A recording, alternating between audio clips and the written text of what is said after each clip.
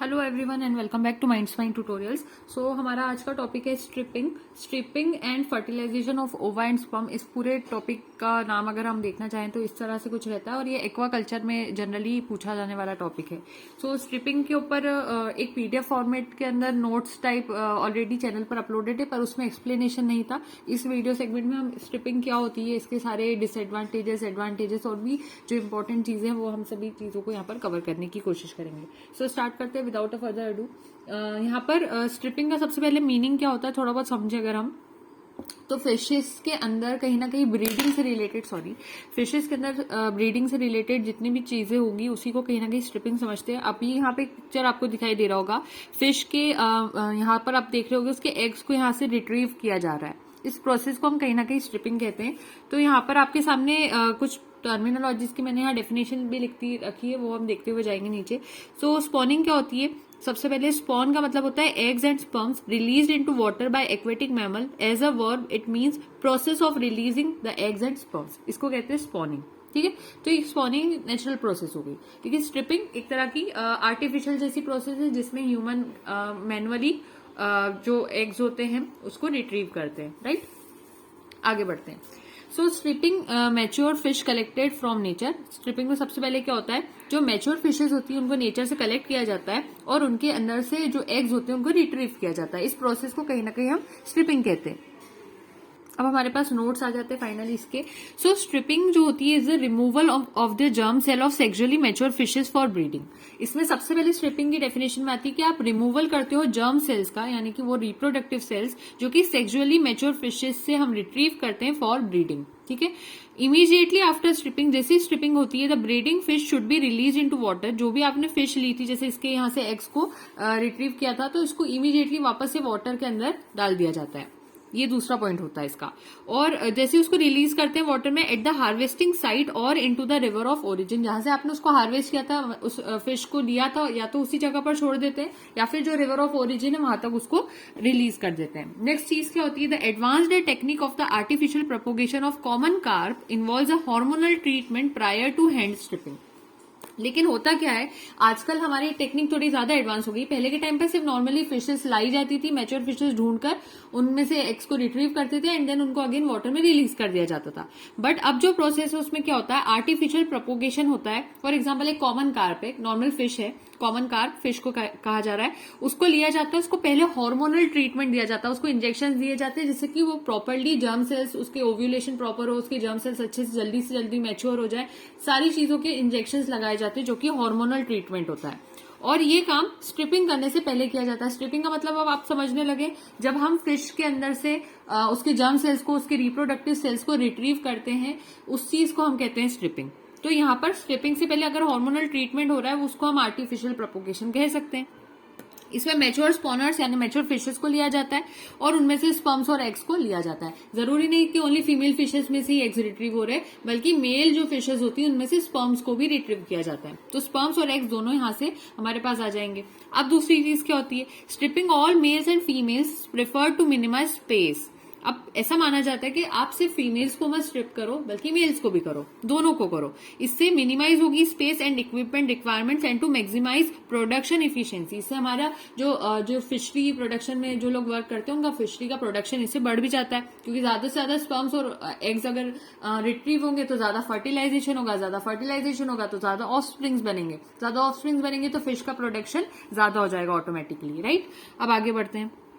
ये चीज हो गई। And synchronisation of spawning. और इसमें एक चीज और जरूरी होती है कि जब स्पर्म्स को रिलीज आउट करा जा रहा है उसी वक्त वहां पर एग्स भी रिलीज आउट हो, तभी वो दोनों चीजें एक दूसरे के साथ फर्टिलाइज हो पाएगी। ऐसा नहीं कर सकते कि एक ईयर में सिर्फ स्पर्म्स रिलीज आउट हो रहे हैं सो और नेक्स्ट ईयर में सिर्फ एग्स रिट्रीव किए जा रहे हैं और उन दोनों का फिर वहां पर फर्टिलाइजेशन पॉसिबल नहीं होगा। तो उनका सिंक्रोनाइजेशन होना बहुत जरूरी है।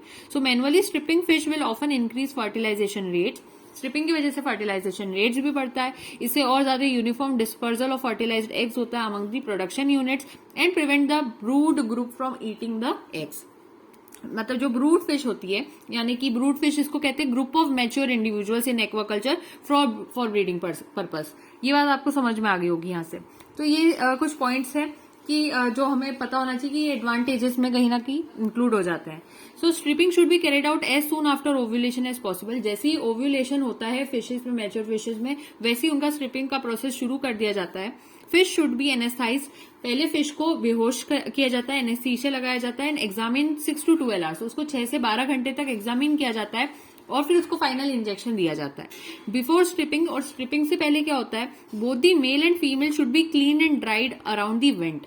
इनका जो वेंट वाला पोर्शन होता है, वेंट क्या होता है, एक्सटर्नल ओपनिंग होती है to the digestive, urinary and reproductive tract. अब यहाँ पर आपको समझना होगा कि फिशेज के अंदर जैसे नॉर्मली हम बात करें तो यूरिनरी ओरिफिस अलग होगा, फिर उसके बाद यहाँ पर जो एनल ओरिफिस होगा वो अलग होगा. नॉर्मली ह्यूमंस में भी अगर हम बात करें या दूसरे एनिमल्स में डिफरेंट होते हैं, लेकिन फिश के अंदर एक ही ओपनिंग होती है जिसको हम वेंट कहते हैं, और वही ओपनिंग डाइजेस्टिव, यूरिनरी और रिप्रोडक्टिव ट्रैक्ट के लिए सिमिलर ओपनिंग कहलाती है.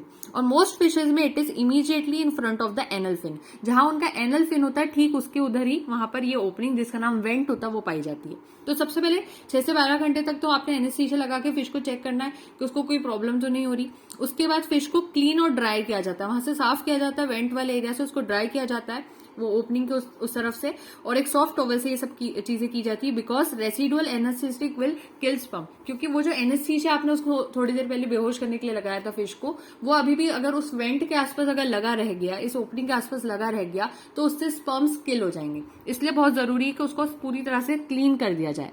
साथ में वेंट के आसपास water, fish, slime, faeces, blood, ये सब चीजें भी लगी होती है, क्योंकि वहां पर वो उसके डाइजेस्टिव ट्रैक्ट की तरह एनल ओरिफिस भी है, वेजिनल ओरिफिस भी एक तरह का वो उसके आसपास का एरिया, या फिर रिप्रोडक्टिव ओरिफिस हम कह सकते हैं, और यूरिनरी ओरिफिस भी. 3 चीजों की ओपनिंग अगर एक तरह से अगर वो है तो वो प्रॉब्लम क्रिएट कर सकती है. ये सारी चीजें वहां हो सकती है, ब्लड हो सकता है, तो वो सब चीजों को भी हम अलाउ नहीं कर सकते कि वो गैमेट्स के साथ मिक्स हो. इसलिए वहां पर क्लीनिंग और ड्राइंग करना बहुत जरूरी है. वाइवा में पूछे जाने वाला क्वेश्चन है, इस पर ध्यान दीजिएगा. The decision to strip the fish or let them spawn naturally on their own will depend upon a number of factors. अब आखिरी में जब आप स्ट्रिपिंग कर देते हो उसकी फिश की, तो फिश को नेचुरली जाने दिया जाए या फिर उसको अपने पास ही कहीं रख लिया जाए एक पॉन्ड में, वो सारी चीजें कुछ फैक्टर्स पे डिपेंड करती है, इंक्लूडिंग द स्पीशीज फिश. किस तरह की स्पीसीज है आपके पास फिश की, नंबर ऑफ मेल और फीमेल आपके पास कितने, अवेलेबिलिटी ऑफ स्पेस और इक्विपमेंट, आपके पास जगह है या नहीं, इन सब चीजों पे ये चीजें निर्भर करती है. आगे बढ़ते हैं. Determination of sexual maturity. अब आपको कैसे पता चलेगा कि कौन से फिश अब सेक्सुअली मैच्योर है और आप उसमें से एग्स और स्पर्म्स को रिट्रीव कर सकते हैं? तो उसके कुछ साइंस होते हैं, वो साइंस अब हम यहाँ देख रहे हैं. पहला होता था external appearance of brood fish has long been used to access the stage of sexual development. सबसे पहले उनकी एक्सटर्नल अपीयरेंस से ही हम ये पहचान सकते हैं कि वो फिश सेक्सुअली मैच्योर है या नहीं. पहला होता है understanding of sperm viability and egg stage development may correlate the success of hormone induced spawning of hand stripping. ये पहली चीज हो जाती है कि स्पर्म की वायबिलिटी और एक की स्टेज के बारे में एक तो पहले आपको पता होना चाहिए कि वो रेडी है कि नहीं, वो टाइम आया कि नहीं, तभी उसी वक्त आपको उसको चेक करना है. पहली बात तो ये हो गई.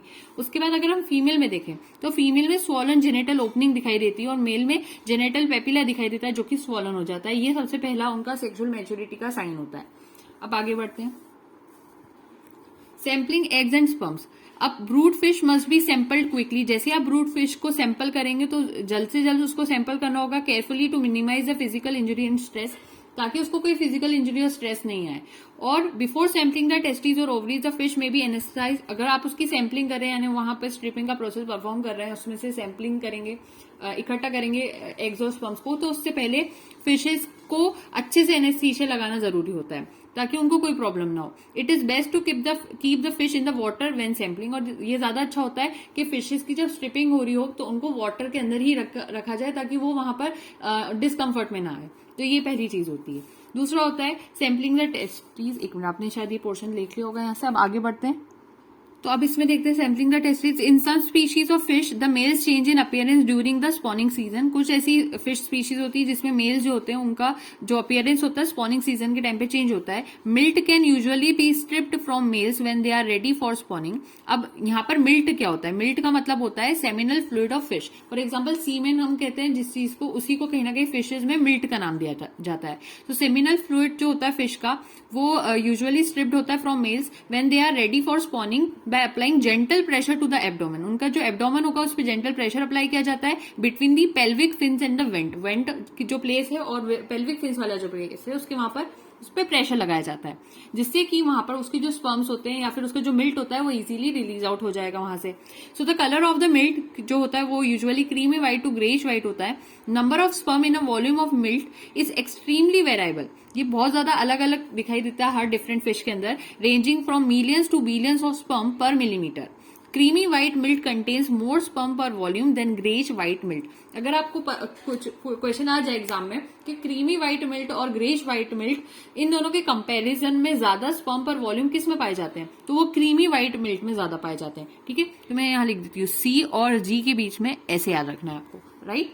दूसरी चीज पढ़ते हैं। Sperm viability usually can be determined by observing motility with a microscope, example 60x। अगर हमें स्पर्म की वायबिलिटी के वो कितना अच्छे से परफॉर्म कर पाएंगे, वायबल कितना है, कब तक उसकी लाइफ रहेगी, ये सब पता करना है, तो आप माइक्रोस्कोप जिसका पावर 60x होता है उसके अंदर आप इसको इजीली देख सकते हैं। उसके बाद क्या होता है, मेल को टर्न बेली अप, उसका बेली वाला पोर्शन, फॉर एग्जाम्पल फिश अगर ऐसी दिखाई दे रही है ऐसे, ठीक है, ये ऊपर वाला पोर्शन है फिश का, मान लीजिए ये, तो इसका बेली वाला पोर्शन ये नीचे होता है, तो ये पोर्शन जो होगा ऊपर की साइड अगर आ जाएगा तो फिश कुछ उल्टा हो जाएगी, तो उसको अपसाइड डाउन करेंगे। And the vent area is dried by blotting with a towel. उसका वेंट एरिया साफ किया जाएगा, टॉवेल के थ्रू ड्राई किया जाएगा। The area just behind the pelvic fins is gently massaged towards the vent to strip the milt. और वहां gentle massaging की जाएगी जिससे कि वहां पर वो जो मिल्ट होगा वो रिलीज आउट होगा। The first few drops of the milt are wiped away. शुरू का जो मिल्ट रहता है उसको वाइप अवे कर दिया जाता है। A sample of milt is collected by inserting the tip of a eye dropper into the urogenital opening. और फिर वहां से मिल्ट को किस तरह से जो सैंपल होता है उसको कलेक्ट किया जाएगा यहाँ पर।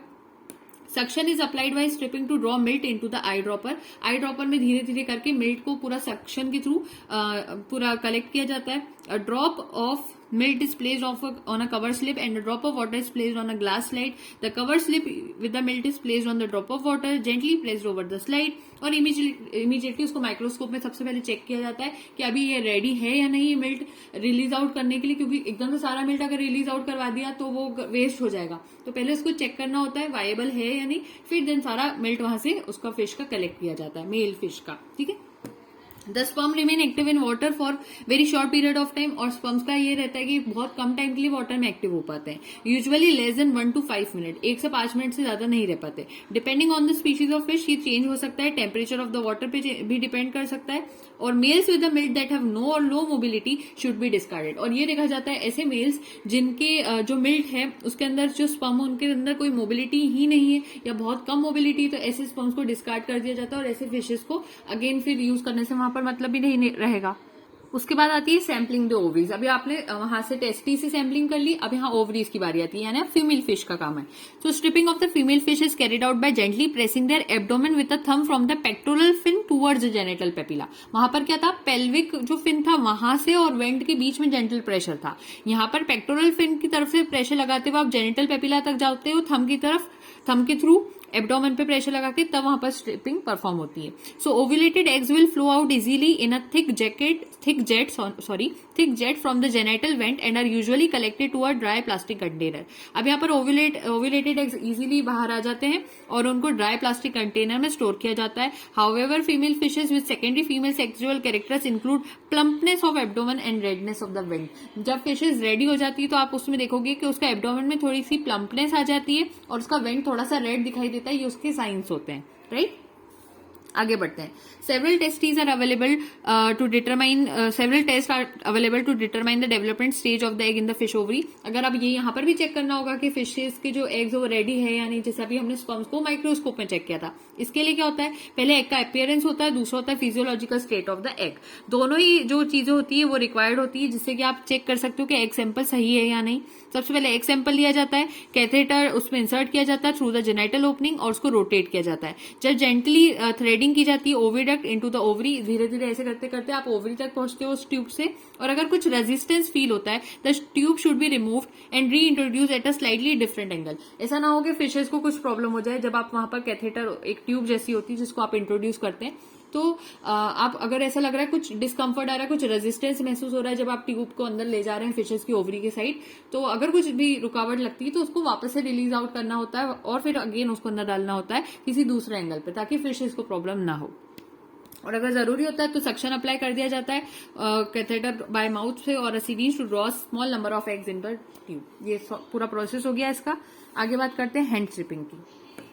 हैंड स्ट्रिपिंग कॉमनली यूज होती है for taking the spawn of many species of fish. Brood fishes are separated by sex prior to hormone injection to prevent spawning in the holding tank. अब क्या होता है, जैसे ही आप इंजेक्शन लगाते हो फिशेज को, हार्मोनल इंजेक्शन, तो अब ये कंफर्म हो जाता है कि इनमें स्पर्म्स और ओवम का फॉर्मेशन बहुत अच्छे से होने वाला है। तो इस बीच अगर गलती से अगर आप थोड़ा सा भी लेट होंगे तो जो फिशेज होंगी उनके एग्स को, उनके गैमेट्स को वो वाटर में ही रिलीज आउट कर देगी। तो आपको उससे पहले पहले स्पॉनिंग का प्रोसेस, स्ट्रिपिंग का प्रोसेस परफॉर्म करना जरूरी होता है कि वो नेचुरली तौर पे नहीं रिलीज आउट कर दे वाटर में, उससे पहले आप वहां से उन एग्स को एक्सट्रैक्ट आउट कर सकें। तो ये प्रोसेस होती है। तो इसलिए एग्स जो होते हैं फिश को स्लाइटली हेल्ड किया जाता है हाथ में और उसकी टेल डाउन की जाती है, जेंटल हैंड प्रेशर लगाया जाता है। धीरे धीरे इस तरह से उसका ओवम जो होगा, वो ओव्यूलेशन अगर हो चुका है तो ओवम वहां पर रिलीज आउट हो जाएंगे और धीरे से वो ड्राई बाउल में आ जाएंगे। इस तरह से पूरी प्रोसेस होती है, आपके सामने पूरा मैटर। अब आगे बढ़ते हैं। Determine the egg maturity. अब आप कैसे मैच्योर एग्स को पहचान पाएंगे कि किस तरह से वो पूरी तरह रेडी है। जैसे स्पर्म्स में भी वायबिलिटी चेक करने का प्रोसेस था, वही प्रोसेस अब यहाँ पर आ गया है। सो जो डायमीटर जनरल अपीयरेंस होता है एग्स का indicators of the development. Approximate diameters of ripe eggs of different species of fish are presented in along the belly of the fish.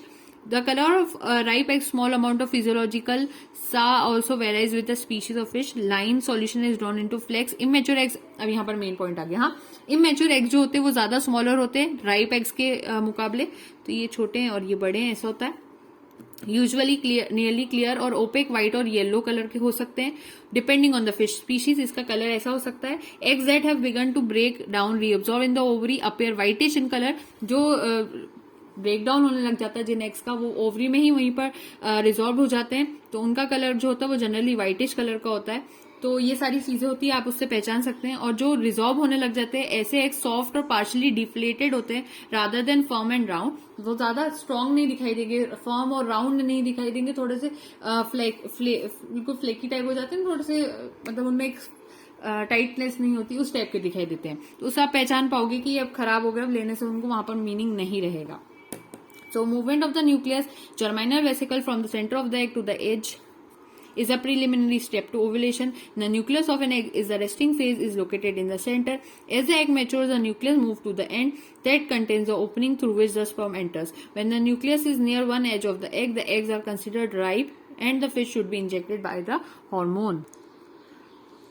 अब यहाँ पर आ जाती है बात कि जो ओव्यूलेटेड एग्स होते हैं उसके यहाँ पर मैनी स्पीशीज, वो सच एज व्हाइट बास, स्टर्गियन, पेडल फिश, इन सारी फिशेस के अंदर देखते हैं तो वो स्टिकी हो जाते हैं after coming in contact with water. तो पानी के कांटेक्ट में आते वक्त एकदम चिपक जाएंगे, साथ में स्टिक हो जाएंगे, तो उसको रोकना होता है। During natural spawning this stickiness cause the eggs to become attach to rocks. इस वजह से इतने स्टिकी हो जाते हैं कि रॉक्स पे, स्टिक्स पे, एक्वेटिक प्लांट पे जाकर अटैच हो जाते हैं। In the hatchery stickiness cause problem during incubation, और बाद में बहुत सारी प्रॉब्लम्स आती है, इंक्यूबेशन में भी प्रॉब्लम्स आती है। So the clump of eggs on the side of the container are gently broken up. उनका क्लम्प्स को धीरे से तोड़ा जाता है बाय यूजिंग यूजुअली ये जो सॉल्यूशन होता है यूरिया सॉल्ट सॉल्यूशन, उसके थ्रू किया जाता है इंस्टेड ऑफ वाटर। इससे इसको अलग किया जाता है, वो अगर आपस में अटैच हो जाते हैं तो। ठीक है, common use solution is prepared by dissolving. अब कैसे बनता है ये? Dissolving 30 grams of urea, 40 grams of salt in 10 litres of hatchery water.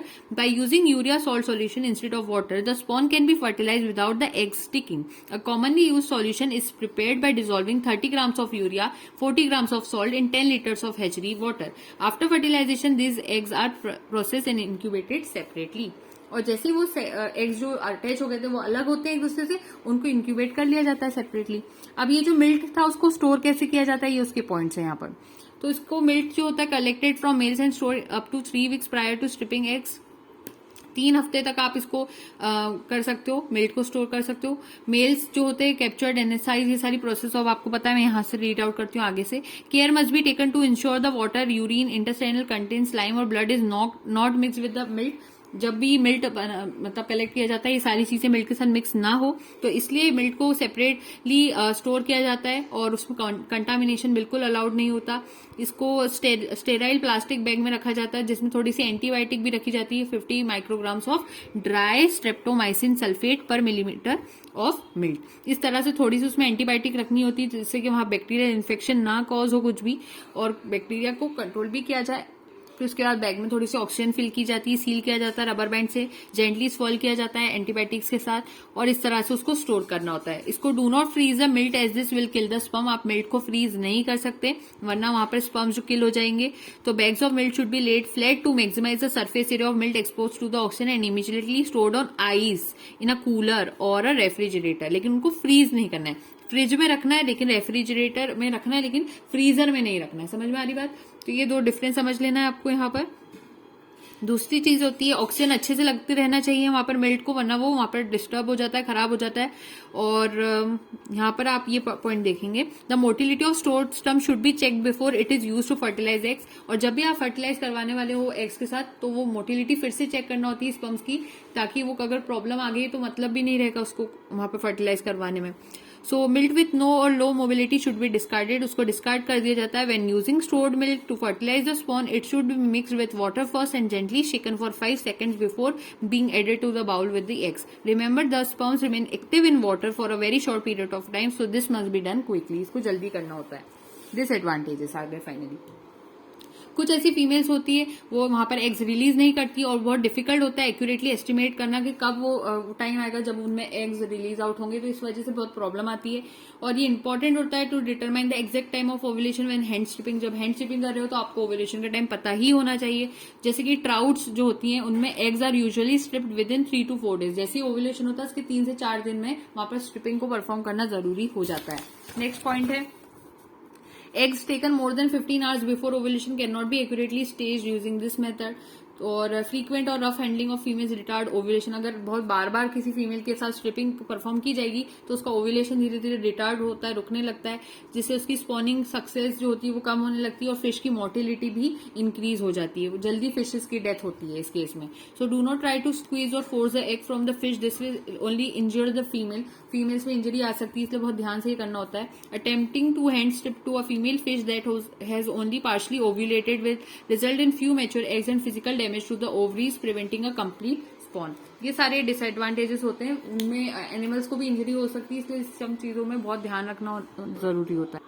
And some important points, hormones injected to fishes, ovaprem, HCG, carp pituitary extract, luteinizing releasing hormone, ये सारे हो सकते हैं। So something extra।